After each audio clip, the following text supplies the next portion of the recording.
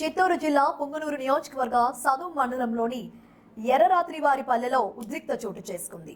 మంత్రి పెద్దిరెడ్డి రామచంద్రారెడ్డి తన సొంత గ్రామంలో బీసీవై పార్టీ కార్యకర్తల ప్రచారం చేస్తుండగా స్థానిక వైసీపీ నాయకులు కార్యకర్తలు కలిసి బీసీవై పార్టీ కాన్వాయ్ పై రాళ్లతో దాడి చేశారని బీసీవై పార్టీ అధ్యక్షులు రామచంద్ర యాదవ్ ఆరోపించారు.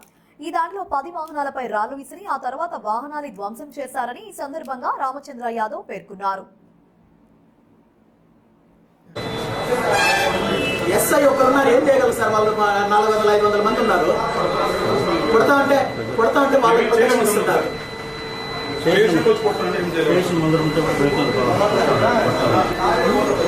మొదలు పెట్టుకుంటే